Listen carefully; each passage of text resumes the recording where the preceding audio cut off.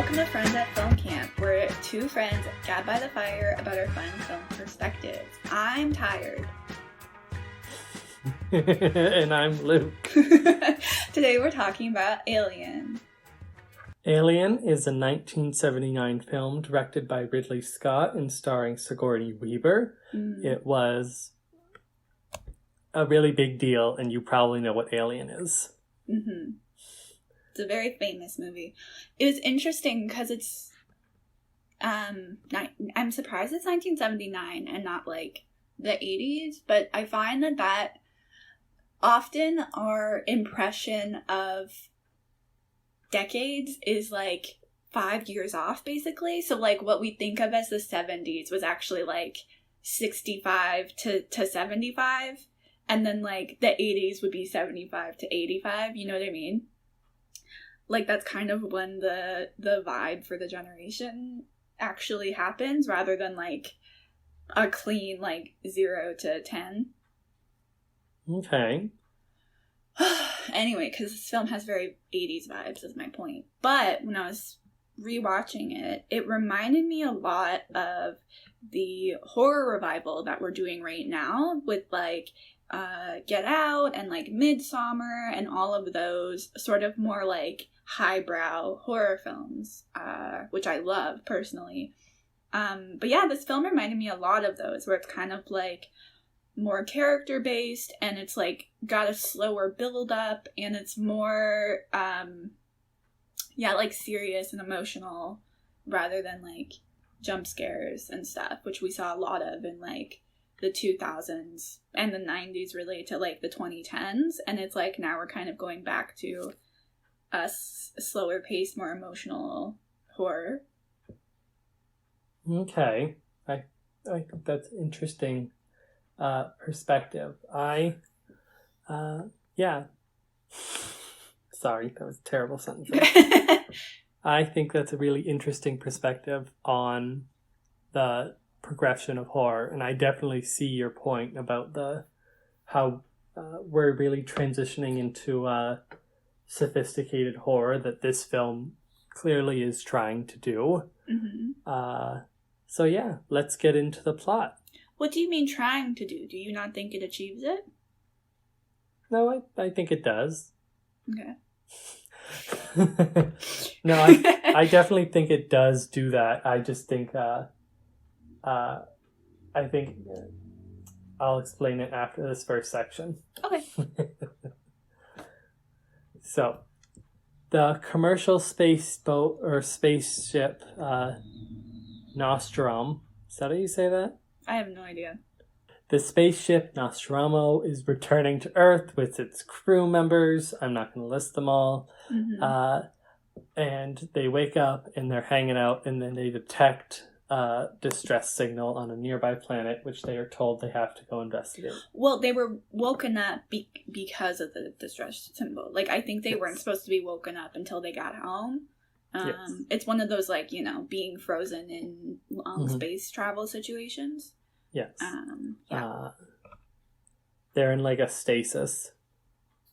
So this was the only part of the film I had a significant problem with. What part in particular?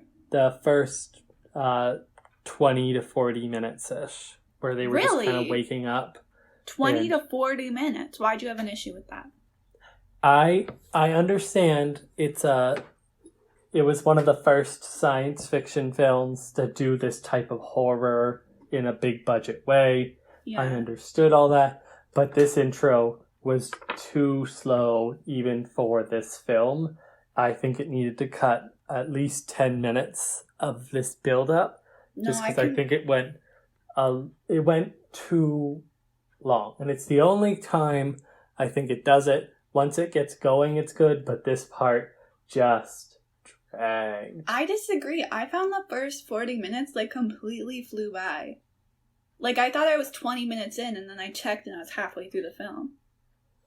Basically everything before they land on the ship, I'm like, oh my gosh, nothing's happening. No, and but I understand they have to do the setup of the characters, and they have to do all that exciting stuff, but I was just dragging through this Well, plot. it's It because was you can't slow. go in. I You was can't go in bored, wanting and I was waiting for something to happen. Well, And that's I the don't thing. You blame can't it go for in it, wanting but for it something was to happen. dull. You can't go in waiting for something to happen. The point is you're getting to know the characters and the situation they're in. Like it's not like a slasher horror film where all you're doing is waiting for people to die. I'm not suggesting it has to be a slasher horror film, but in the end, I was bored during this whole time because by how they introduced the characters, I kind of thought was boring. They were just there. I liked it because their dialogue is so realistic and natural, which I found really interesting. Like people repeat things. There's like one scene with the two mechanic guys, and they literally just say the exact same thing 3 times, but it's because they're not listening to each other, and it's like that is establishing their relationship, and also is such just like a human moment of like you're working on something and you're not really paying attention to what the other person is saying. Just because something is real does not make it interesting. I agree, but I found it interesting and I liked it. Well, I found it excessively slow and dull, and they really should have cut 10 minutes of it. But like, it's not something that ruins the rest of it. I was just like, it took me a while to get into it. Part of it is also like the build-up, right? Like I wasn't there in 1979, so I have no idea how this film was advertised. But like from the first part of the film, it's just like a sci-fi film. Like it takes a while for the horror to kick in, but that makes it like scarier when it happens, in my opinion. For almost like, I don't disagree, but I am saying that they could have had the same effect if they cut a lot of this just kind of waiting around on the ship. And I understand it's important to build the relationships and all that before it happens, but this is still a very long intro, and it's a very slow intro, and I just think it's too slow for what they're trying to do, and I didn't like it. Well, okay. That's just like I don't even really think that that's like a technical argument as much as like a difference of experiences. Like you found it really slow, which is fair, and I found it really fast. So like, how did you find this fast? I don't know. It's mind blown. I am not like shook to my core. It's not like a you logical. Find this intro fast. It's not like a logical argument. Nothing. It was just my experience of watching the film, where I looked at the time that had gone by and it had been 40 minutes, and I thought I was maybe 20 minutes in. Like, it's just that was just my experience with it. It's not like a logical or even technical argument. That's just how it happened. Like, I can't defend it. I just found it entertaining, obviously, because it went by so fast. Okay, I guess I can't fathom that. I would say I also found it really interesting. I always find it interesting watching older movies and seeing sort of the difference in the standard of how we made things. So like back in the 70s through the 80s, 90s, and early 2000s, it was very common to have like an orchestral score. Now it's kind of antiquated. We normally have like modern day music or pop songs or bands more than we have like an orchestra that's specifically scored the movie. I don't know if I agree with that sentiment. What do you mean? I understand that there's been a transition into more pop music, and there definitely is more pop music used now than there was back then, but I still would say that there's a lot of orchestral music in the big blockbusters like this. Like if you go to a action movie like the Wonder Womans, they have orchestras playing music. Yeah, but it's different in my experience. Like it's not that they don't still have an orchestra, but how they are physically making the music sounds different than back in the day, which from my experience of watching films is there's less differentiating between films. Like they'll obviously write different music, but like now we'll often bring in different instruments or we'll digitally change things. Like for the Looper score, for example, like that's a score they didn't use pop music. They made like everything for the scenes and stuff, but they made all the noises with sounds of cars and vehicles. So it sounds very different from the next film, which could also be like scored in a similar way with like custom music made for the film. Whereas I find when I watch older films, the orchestra, like the actual instruments and the makeup of the orchestra are very similar, which I just found interesting because in the opening scene where they are all waking up from their like sleep pods, there's like this almost like a tinkling song, and it literally sounded like the Wizard of Oz for a second, which I just found funny from the for the differing tones of music. Similarly, before we started filming things digitally, everything was filmed on film, like physical film, and there is a limit to what you can change with physical film. Like there's different bass and such. You can change sort of like the overall colors. You can make stuff a little more fuzzy, but you have to completely bathe the film strip like in those solutions to change things. So it's a lot more difficult, and there's a lot more time and stuff. Anyway, my point is, a lot of films from this time, not even this film in particular, but like a lot of films often also look really similar, because now when we do everything digitally, we can change like almost every element of the image really easily. Whereas you couldn't do that before. It had to all be like lighting and scenery and stuff. Hi, Kiki. Yeah. What do you mean, I think that modern day people, when watching films and such, they like to villainize the modern computer animation and computer technology in films as a way to almost fetishize the past for the past works of practical effects. I think Yes. practical effects are good, but I don't think that the inherent use of the computer effect and the computer technologies to make films easier ruins them. No, I don't think so. In the way that a lot of people like to describe them as. I don't think so either. I think it can lend itself to laziness, which is the issue, but it doesn't inherently mean it. Just because it's easier to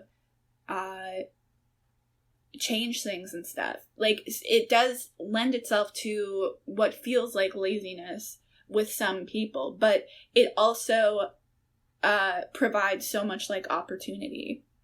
That being said, the practical effects in this movie, I thought were like awesome. They look so cool and gross. I kind of forgot this was a horror movie when I started watching it.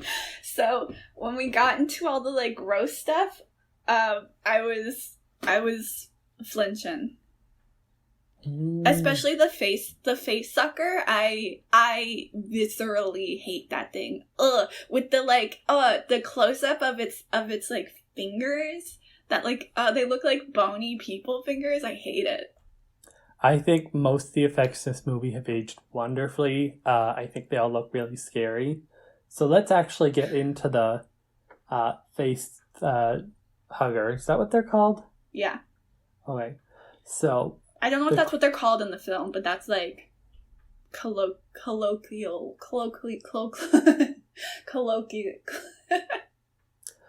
You know what I mean. So once the crew has woken up woken up and has to land for the distress signal. Yeah. They go and they send some of them out to go explore the planet. Oh. While a few of them stay on board to do repairs. While exploring the planet, one of the crew members, called Kane, discovers a chamber containing lots of large egg-like creatures, and when he touches one, a creature breaks out of it, and smashes through his space helmet and attaches it to his face. Which I like this part because I had previously watched Prometheus, like, semi-recently, and I think I was confusing because Prometheus is, like, supposed to be a prequel to this film, and it borrows a lot of stuff from it, which, you know, makes sense given the circumstances. But anyway, in that film, they have a similar thing where they go onto an alien planet, they find this stuff, and the people in that film, when they're on this alien planet are so stupid in how they interact with these alien species that are, like, obviously you shouldn't, like, be messing with. But I felt, in comparison, I never felt like this guy was being super dumb, especially because he was in a spacesuit, which I feel like, at least if I was in a spacesuit, I would feel relatively protected from stuff. So the fact that the face sucker was able to, like, launch itself through his space helmet was surprising, and I feel like not something you would generally expect, so it made his reactions make more sense. That being said, throughout the rest of the movie, there's a shocking lack of protective gear, which terrified me and stressed me out so much. I feel like in the COVID era, like, we wear more protective gear half the time to go to the grocery store than they were wearing when, like, interacting with this alien thing that they didn't know anything about, and that was kind of stressful. Mm-hmm. I liked the scene a lot, actually, where he went through. It always bothers me a little, now that I think about it, that the eggs don't look like the eggs from the poster.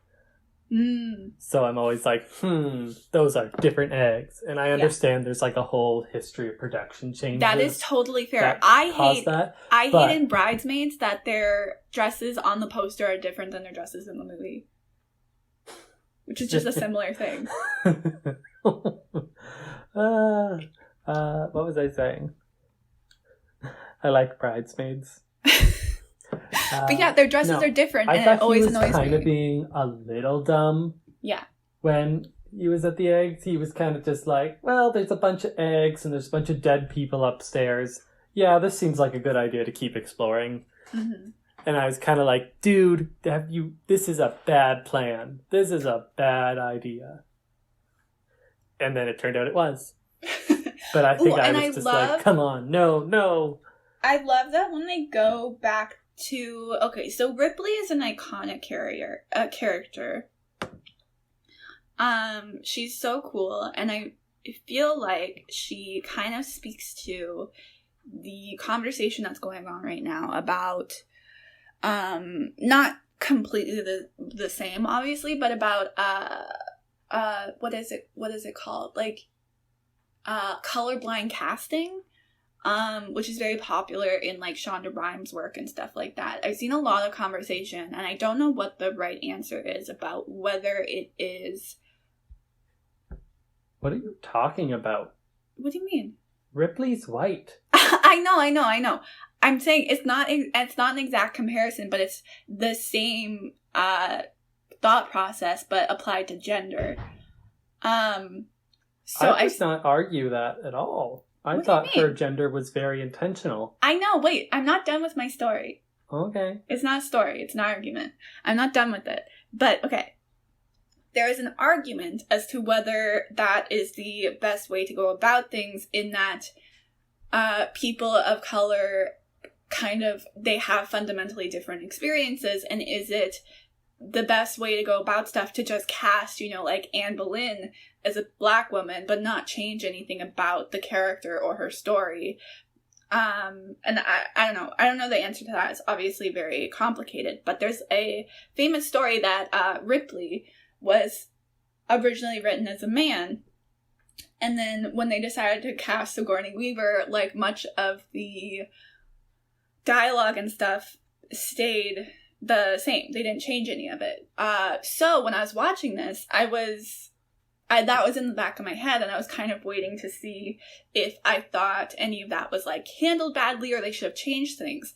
But yes, I think that they, even if they kept much of the dialogue the same, they didn't erase her femininity at all. Like, they let her cry multiple times without it making her less respectable or less capable in the narrative, which is rare to see. Like, there's that famous story of the director of Twilight crying on set when things were just being really stressful, and then she was like that was made a huge deal of, and she was like labeled this like hard director to work with and stuff. But yeah, we see Ripley, like, I don't think they erase her femininity, even like with this story of kind of changing the character and stuff. I thought they handled it really well.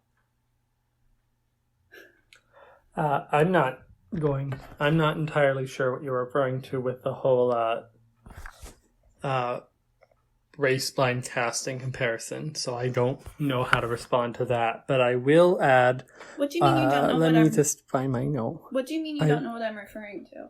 I have no idea what your context is. You haven't heard about this? I wrote during watching of the movie.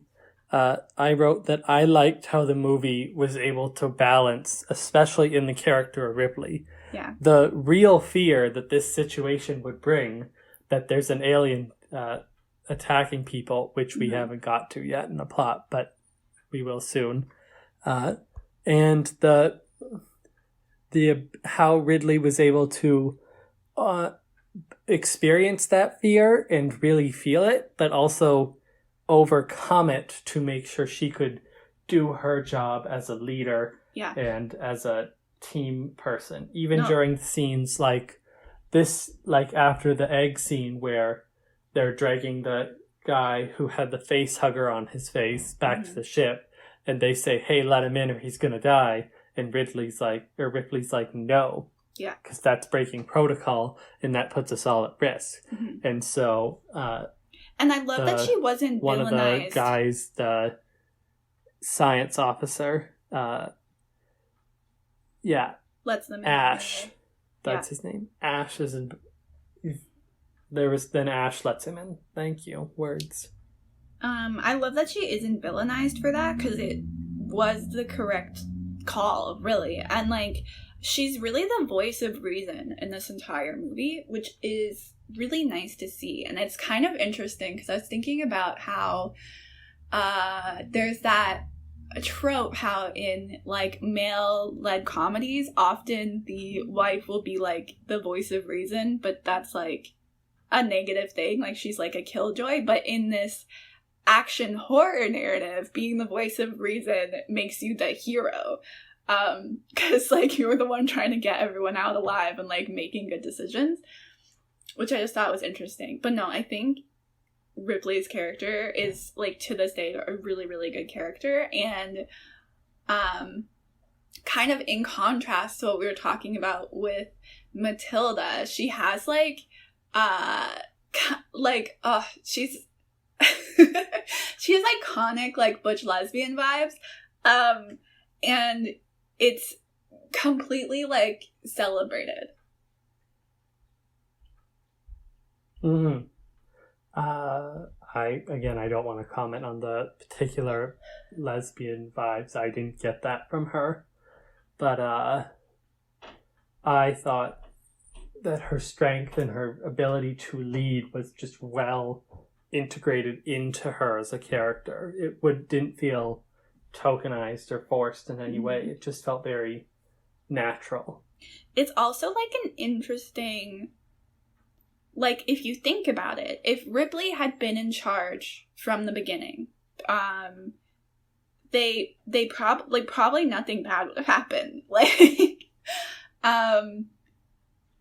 they would have, like, not let that guy in, and everything would have been fine, like, relatively. So it's also, like, an interesting exploration in what can happen in a very strict power structure when the wrong person is in charge. I don't think I agree with that assessment. I don't What do you think it mean? would have been substantially different if Ripley was in charge. Because remember, Ripley didn't make the choice to open the door. Ash did. Yeah, but the excuse... So he overrode that choice, and I don't think he did it out of the command structure. I think he did it for the alternative reason we'll get to later. Yeah. No, you're right. That still could have happened, but even furthermore, there's a number of decisions that are made throughout the plot by the main guy where he continuously leaves a lot of power in the scientist man who is obviously evil's hands. I didn't think he was obviously evil. You didn't think he was obviously evil? No. What? I thought he was just like one of those scientists who's like too into science and doesn't think of humanity. Are you serious? That was literally gonna be one of my points, that for some reason this period of film was also very prominent with like very obvious twist villains. Because he was so evil from the beginning. Like he's I disagree. He's like that guy from The Matrix. What is his name? Damn you, Sniper? Vicer? What is his name? I have absolutely no idea who you're talking about. Have you not seen The Matrix? I haven't seen The Matrix in years. I don't know. Oh. Sniper? No. Cypher! His name was Cypher! He gave me real Cypher vibes. Like, from the beginning, you're like, this guy's evil. I'm shocked you didn't think he was evil. I didn't think he was good. I just thought he was, what did I think he was? I just thought he was like a very overly dedicated scientist who was gonna like learn the error of his ways. No, I knew he was up to something immediately. Which, to be fair, I've seen this movie before, so it could have been my memory. Yeah, I'd never seen this movie before watching this time. This was my first viewing of Alien. But yeah, so the dude gets attacked with the face hugger. Ripley is like, no, you can't bring him on the ship. That'll put us all in danger. And then evil scientist man lets them in anyway. So now they have an alien on the ship. But they don't know that. They just think there's a thing on this guy's face. No, they know it's an alien. Okay. They know that's out, but they don't think it's like no one thinks it's a threat. Ripley was just following protocol. No, I think they think it's a threat. It's literally put this man into a coma. How could you not think it was a threat? It's a threat to others. I disagree. I don't know. I know what you mean. I think I'm just wording my part poorly. Okay. Okay.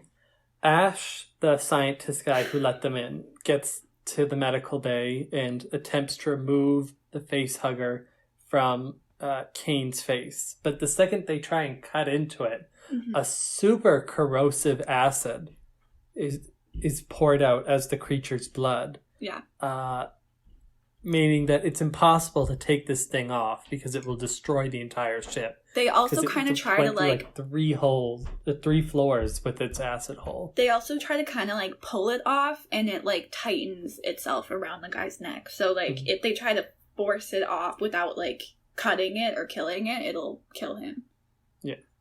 So, however, then later, they just come back and the alien's gone. Off his face. Which I was just like, why on earth is no one watching this guy? Mm-hmm.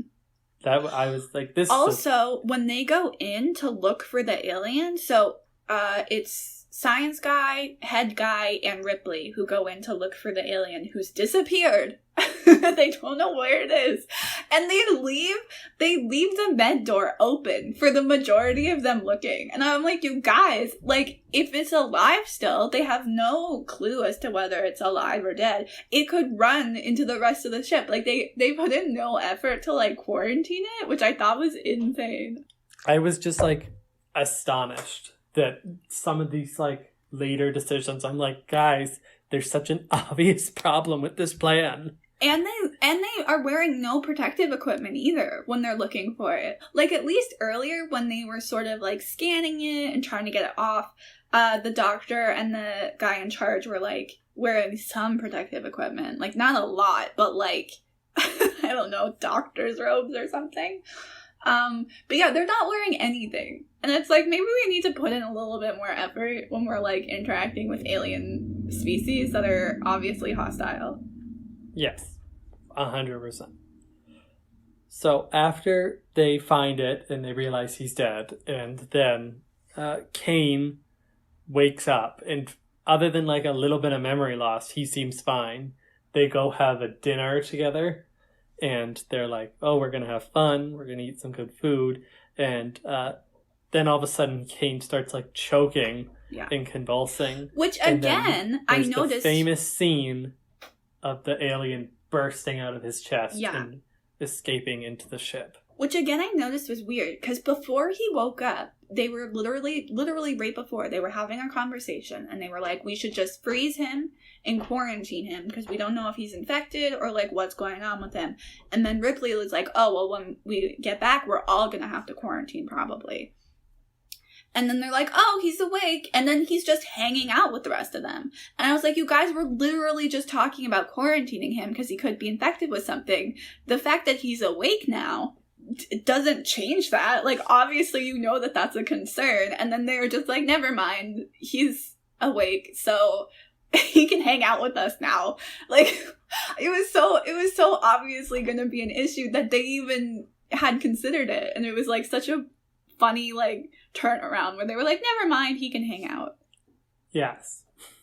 It's the fact that they were just so like, oh, he's better now. And I'm like, there was a thing like on his face 1 minute ago. So you much guys of the need to be a bit more like, why don't you just stay here for the night and we'll check on you in the morning. Yeah, exactly. Like, you know what? Let's keep you in the med bay. We'll bring you some food. We can talk to you through the window. But like, they're like, no, you can wander around. You're fine.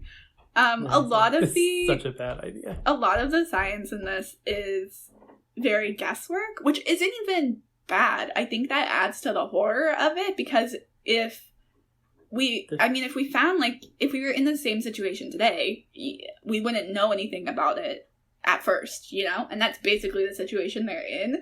But how they deal with not knowing anything about it is they seem to err on the side of, like, it'll be fine, rather than, we don't know anything about this, so maybe we should, like, quarantine things and, like, be very careful when we interact with it. They're like, we don't know anything, it'll probably work out. And I'm like, that seems like a weird scale to err on. Yes. It just seemed so odd. Yeah. That was the situation. I was just like, guys, come on. Ripley's the only one that had any caution. Even she's kind of being weirdly passive. Yeah. Right now. But then that alien burst scene, I want to specifically talk about that right now. Yes. So, very scary. Effects are fantastic. It's just such a good, iconic moment in a movie that has, like, a bunch of iconic moments. Yeah. But this is just, like, so freaky, because it just kind of happens so suddenly. Like, you're just eating, and then all of a sudden he's choking and convulsing, and it just burst out within, like, a few moments of each other. It doesn't try the build-up. Yeah. Because that's not what this scene would need. He's fine, and then he's suddenly dead. Yeah. I think this film is good at knowing what makes a certain situation scary. And, like, this situation, it was not the build-up, it was the suddenness of it. And they, like, did that super well. They were like, it would have been way less scary if we had a prolonged amount of time where we were like, oh, something's wrong with it. It was like, he's coughing, he's dead. Things burst out of his chest, you know? Yes, it's cough, convulsions, alien in the chest, and then the alien just, like, runs away. Which is also, I love how small it is at first, because, like, the ship is kind of another character in the film. It feels vast. It feels so large. It's very dark, which is kind of interesting. It was hard to see sometimes, but I feel like it does lend itself to the horror of the film, in that the alien is black. When it's bigger, it's very small. There's all these crevices and tunnels. There's, like, literally infinite places for it to hide, especially because it's so dark.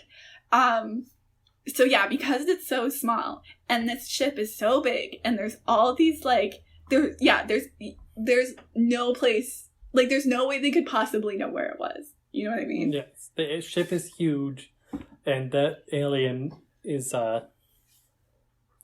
really good to blend in with that environment, which helps both with the fear and probably with the effects budget being controlled. Yeah, I'm sure that was part of it. Speaking of, I was really stressed about the cat, because they have a cat on the ship, which is a famous cat because he lives at the end, thank God. But I was stressed just by the idea of having a cat in this ship. Like, Luke will know, when I can't find my cat, I get really paranoid that she's stuck somewhere or she's in the vents. And this cat has infinite possibilities to be in the vents and just like be anywhere, and no one ever seems like concerned. The cat just shows up sometimes and they're like, oh, there you are. But yeah, having the cat around also is stressful, in that when the alien runs away, the cat and the alien are of similar sizes. And it even like happens where the science guy builds this machine which will basically detect movement. And so they think they find the alien, but it's actually the cat. But then the cat runs away, and so anytime you detect movement, you don't know if it's the cat or the alien. And right after that scene, they go look for the cat, and the then fully grown alien just appears out of nowhere from the roof and just attacks one of the engineers, killing him. And the alien design is, it's a genius and iconic design. Like, the effects in this film really make so much of the, like, iconic nature of it. Like, it's not only scary, it's really smart. Because as we talked about before with the design of the ship, the alien blends in so well. Even if it is not even like in a crevice or a shadow, if it's just standing still, the way it looks with all its sort of like rounded edges and like shiny black like outer casing of it just completely blends into the rest of the pipes and like the makeup of the ship. Yes. It's just so well designed and terrifying. Yeah. You really, the film, once the horror kicks in, does such a good job with tension, which is kind of what we were talking about with Woman in the Window, that we like wish there was more tension and how it did stuff. The film, it does such a good job, like we were talking about with the cat, with the design of the ship, with the design of the alien. Like, they do such a good job at building tension and like really not letting it up. Like, the fact that the alien blends in so well means that as soon as we lose it, even when we're in a scene that like doesn't have to do with the alien, we still know it's somewhere and we have no idea where. Yes. We know it's there. And it's just always present. And that comes up in the next scene, where the airlock scene, where the captain goes into the air ducts to try and force the monster to the back place where they can eject it into space. Yeah. And then it just ambushes and kills him so easily. Which, this is another iconic scene. Mm-hmm. It's a stupid plan. It's such a stupid plan. The captain being like, hey, this alien keeps killing people, is able to kill us so easily. I know, I'll just go walk in the vents for a while. I try and flush it to the back. I'm like, this is just so obviously poor idea. He's using this flamethrower. And the reason, this is, again, kind of hilarious, but does make sense in the context of the film. The reason that they're using the flamethrower is because the science guy was like, I don't know, most things don't like fire. So they're like, it probably doesn't like fire. We'll just use a flamethrower. But it's a complete guess. Like, complete guess. For all they know, it could be fire retardant. Like, they have literally no idea. They're just like, fire will probably work. Which I thought was interesting. And this is the only time I thought the effects didn't look super good. Mm-hmm. after when the alien, like the whole vent beeping, it's like it's right behind you, Yeah. and all that, and the alien pops up. Yeah, it does like this, like it like grabbing motion, but doesn't actually grab him. It's like blah. It just looks like it's coming up and it's going boop.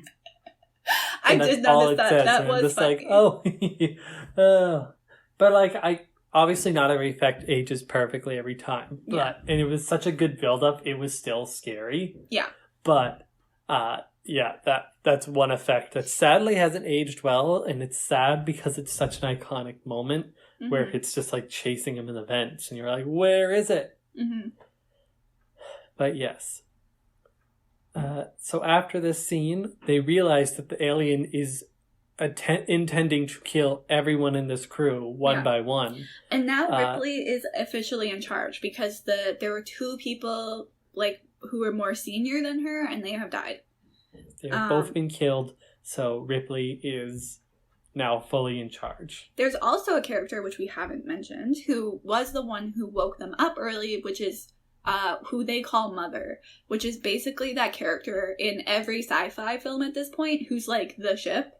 And only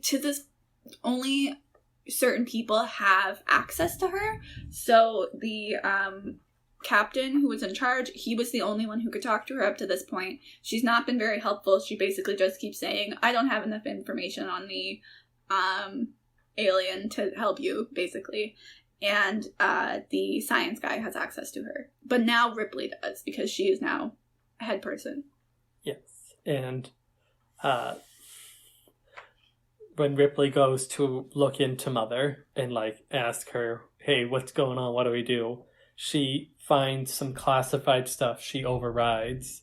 Yeah. And basically she finds out the ship has been told by the Corporation, which is a great name. Yeah. The Corporation.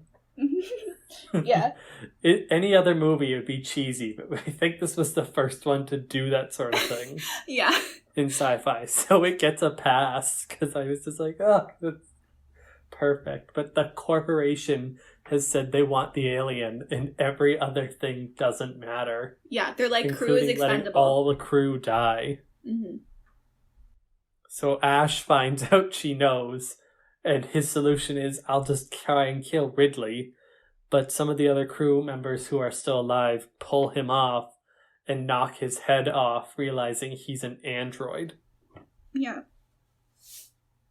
Which I was shocked by. I had no memory that he was a robot. I knew he was evil, but I didn't. I was surprised by the robot thing.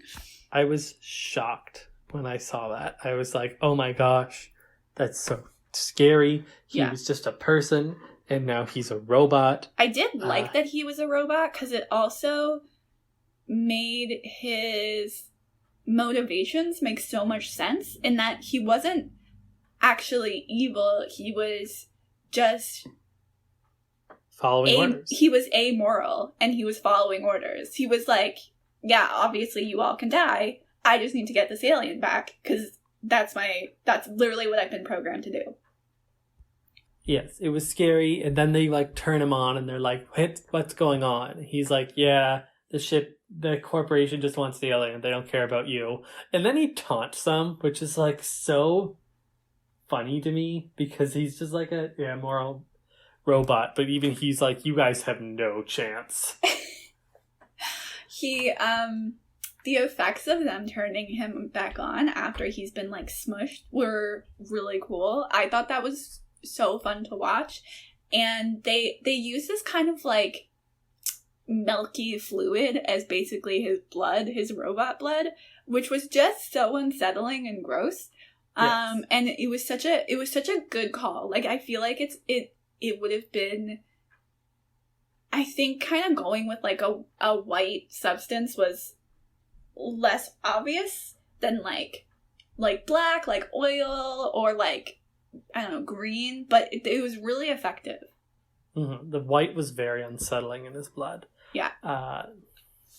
And how much of it there was, it was disgusting. Like, it was very unsettling. Yes, I fully agree. After this, there's only 3 crew members left. Yeah. So the 3 of them basically decide, okay, this alien is going to win, so we need to leave now. Oh, wait, before that, before Ash dies and we have it, like, revealed, Ripley is making a, decision of what their next plan should be, blah, blah, blah, and one of the crew members, who's the other woman on the ship, I don't remember her name, she is like, that is a stupid plan.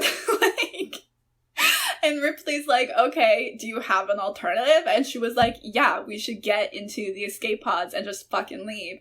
Which I really liked, that she was reasonably upset, but also her plan, I was like, yeah, that is a good idea. And then Ripley's like, there's not enough places for 4 people, which was also a good counter to why they weren't doing that.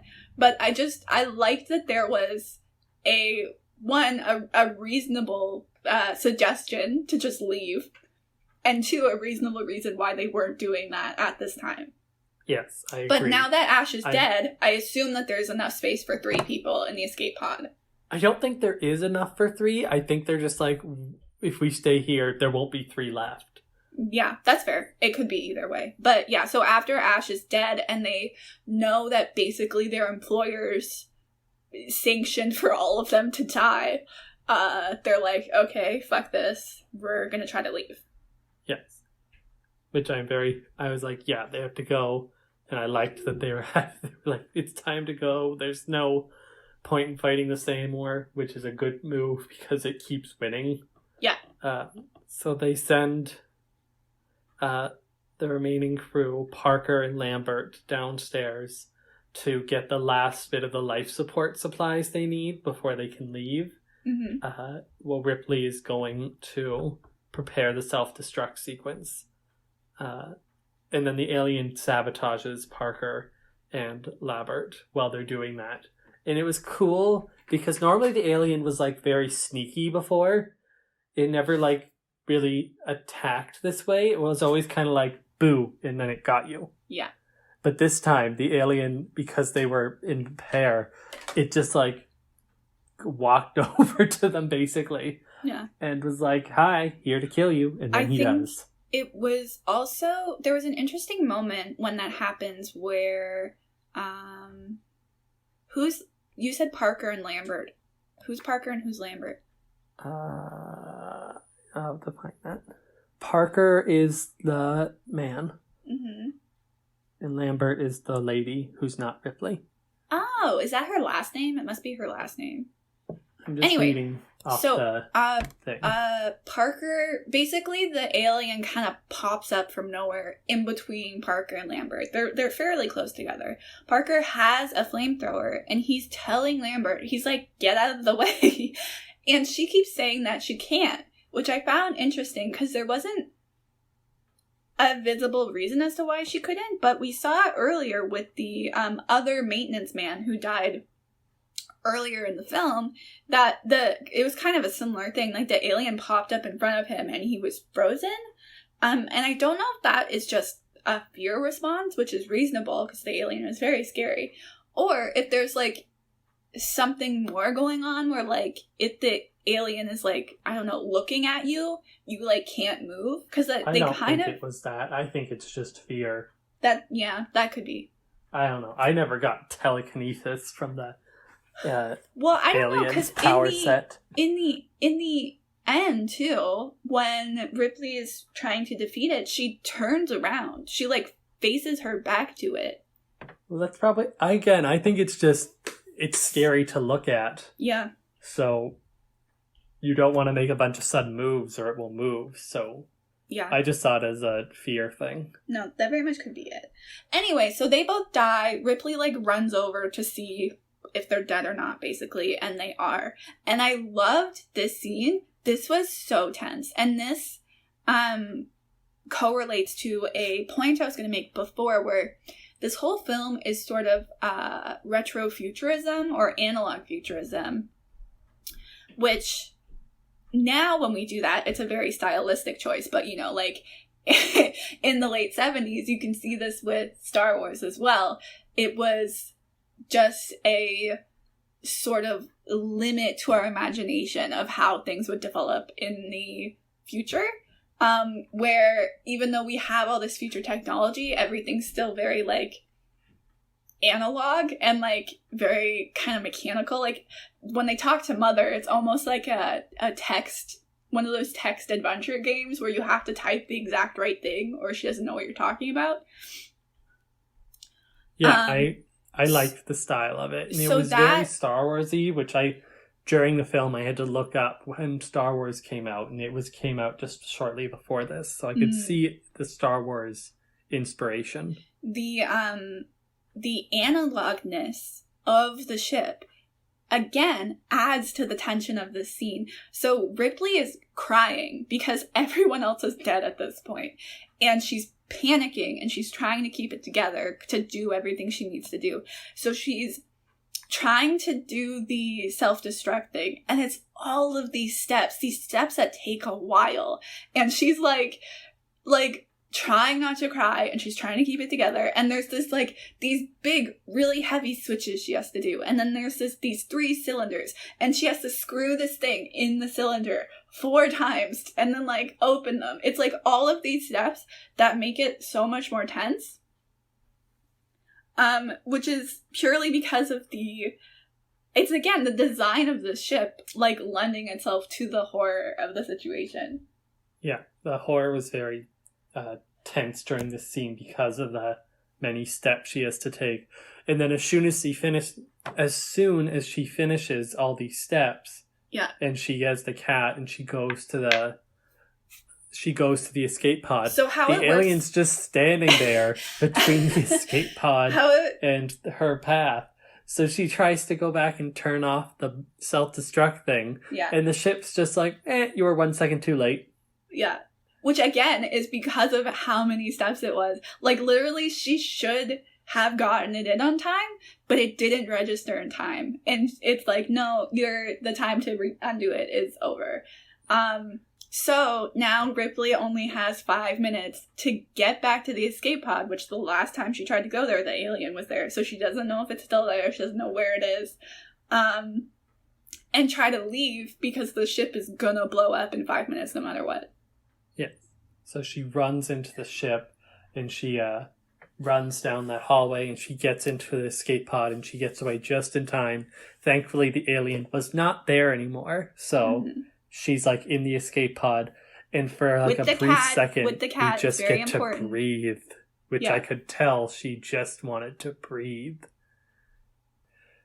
And then, well, she's undressed, and she is ready to go into stasis. Mm-hmm. She goes over to click a few buttons on the ship, and then she sees the hand of the alien that was in the escape pod with her. And again, It's the design of the alien. It completely blended into the mechanical, like, bullshit going on within the escape pod. And that once you saw it, it was right there. Like, it was literally just right there. But it blended in so well you didn't notice it at first.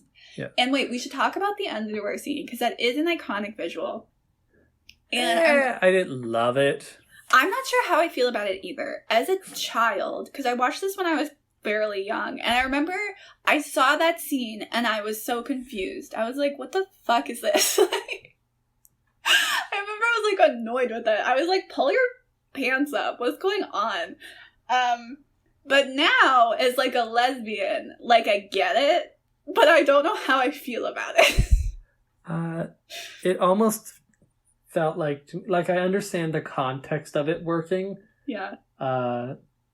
But it almost felt like the film, the director or the creative team, and this is pure speculation, but it just felt like the creative team told the studio, hey, we're going to have a female be the lead of this story. Mm-hmm. And the studio was like, she has to be almost nude for one scene, or we won't let you do it. Yeah. Otherwise, there's really no plot. Like, I get she's going into stasis. She can go to stasis in pants. Yeah. And I don't think I have anything inherently wrong with it, but I do know that if she wasn't a woman, I don't think they would have had a male character, like stripped down to his underwear that were hanging like really sensually low for this part. I don't think that would have happened. So I do have a problem with that. I was like, it wasn't good, but I was like, sexism exists. Plot twist, I guess. But yeah, it wasn't great, but it's still an iconic visual. It is. It's completely film, even iconic. If it was kind of pointless and a little that's the thing degrading to such a good character. I don't know if I can say that I don't like it. Like, I think I do like it. The thing I don't like is I think it only happened because she was a woman. Like, obviously. If it was a dude, I would have loved to see like them do the same shit. Like, I would have enjoyed that as well, but I don't think they would have. So that bothers me, but the actual scene, like, devoid of context of, like, the rest of the world, I think I like it. Yeah, I think it works with the context, but I also don't think it was really necessary. It was really only there to appeal to people who wanted to see a nude Ridley. Yeah. And so, as Ripley gets in there, she realizes the alien is there, and she like kind of hides in a closet. Yeah. Because the alien doesn't know she's there. The alien's just kind of resting. Yeah. And so, which was interesting because it was interesting seeing the alien in almost like a casual scenario. You know, it'd be like if you were. If like a serial killer was trying to kill you and then they didn't know you were there and you saw them just like singing to themselves and doing the dishes, you know? It's like, it's bizarre seeing them in a very like almost mundane state. Yes. So when Ripley sees it, she kind of goes in the closet, realizes she has a spacesuit beside her and like puts it on. With the idea she's going to blow it out to space. I was so stressed in that scene, which again, tension. But I think the tension though was mostly my fault because when she first ran from the alien, I didn't realize that she was in a closet. I thought she was just like behind a door. So she was being pretty loud when she was getting the spacesuit on. Unavoidably, like she couldn't have been quieter. But I was so fucking stressed. I was like, how is the alien not hearing this? But then when I realized when she left, she was, like, in a closet, which makes it more reasonable. Mm-hmm. So Ripley comes out of the closet.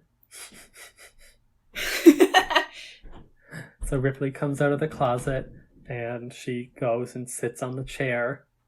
Yeah. And which she's obviously terrified. The space lock right before the alien's going to grab her. Wait. She's obviously terrified doing this whole thing, and she's kind of singing a little song, which I thought was really interesting in that, I mean, you could interpret it a few ways, that she was just trying to keep herself calm, but it also felt like she was trying to keep the entire situation calm, and that she didn't want to trigger the alien into any, like, violent behavior, you know what I mean? So she was trying to be very chill, and she was like, nothing's going on, everything's fine.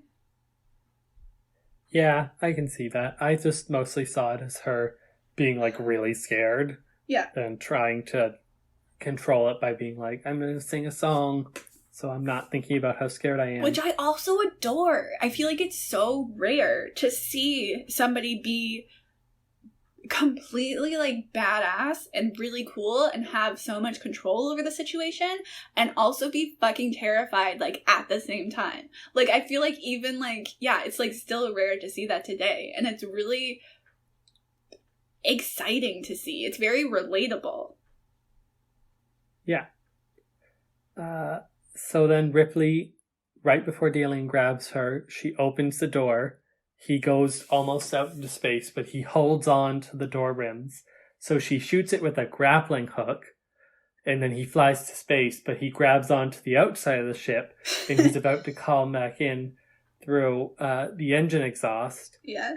So Ripley then fires the engine exhaust, blasting it into space. Yeah. And I was like, this is pretty cool. Yeah. Ripley just like had a plan and took him down. And it did the alien being on the escape pod and then all of the measures she had to take to get rid of it did also a really good job at keeping the alien as like a terrifying figure. Like it was not gonna die easily, you know?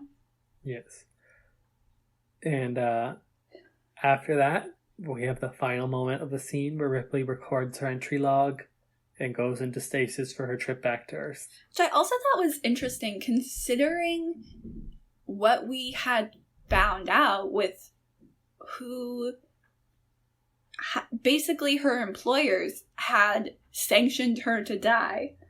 So it's kind of, even though she's won, I was still kind of left with like, what's going to happen when she gets back? Yeah, but I kind of liked not knowing. No, it's a really good place to end it for sure. And I thought the ending just wrapped it up and made it feel very conclusion-y. I have never seen any of the sequels to this movie. I know that they're a lot different. I've heard little things here and there. Like, I know the second one's more like an action movie.